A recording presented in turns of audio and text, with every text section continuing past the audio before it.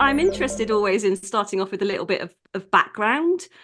So thinking about your research background first before we dive into the kind of tech side of things. So you've got a psychology PhD, and after that you did a postdoc in Taiwan, I believe, researching Chinese parenting. So I'd be really interested to hear a little bit about your PhD and how you transitioned from that into the postdoc, and what those pieces of research were about and how they were conducted.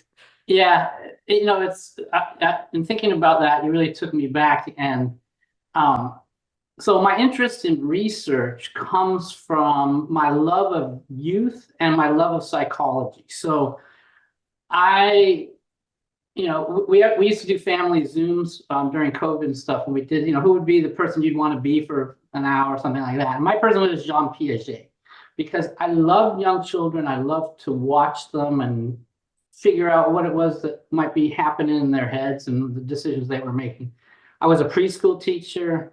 I've worked with youth forever, since the time I was in high school in different capacities. And I've coached soccer, football, for those of you, for most of 20 years, right through high school.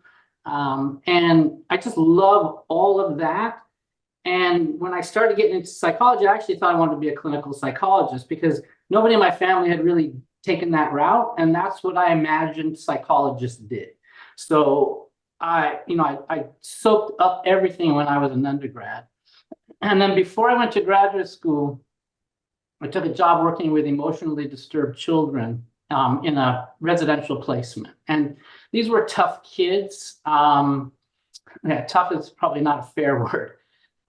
It was the kids that were on our unit. It was a locked unit, and these were young adolescents. And these boys had gotten themselves either into trouble with the justice system, or there was true mental health. I mean, so we had on a unit, a residential unit of I think 12 or 14 beds, really schizophrenic kids and probation, types of kids.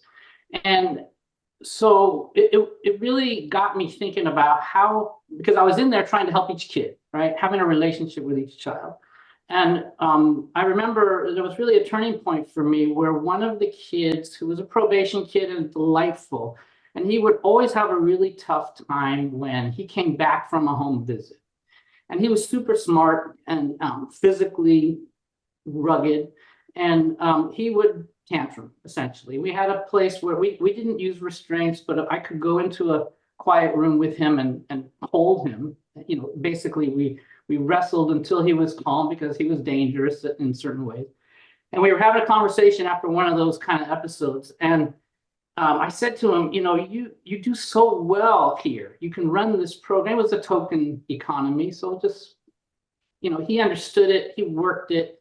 He was charming when he wanted to be. And I said, but every time you come back from one of your home visits, we always have these problems. Help me out here. And he told me in so few words, he says, Eli, what you're teaching me here doesn't help me when I go home. And it really struck me that at that point, I tell this story over and over again, because it really turned my thinking from caring about this kid, which I did as best I could for everybody that I touched, to understanding, okay, well, out of communities like this, out of families, out of societies, how do we produce these kids, right? Where are these kids coming from? And so I started to really begin to think back deeper into the systems that contribute to a boy ending up in a place like that with somebody like me trying to help him in the way I was. And it was wrong. This was not a child-centered approach to dealing with this kid. But he got me thinking about the bigger context in which development takes place and which behavior takes place. And then, so I went into thinking I wanted to be a research psychologist, a sociologist, or social psychology.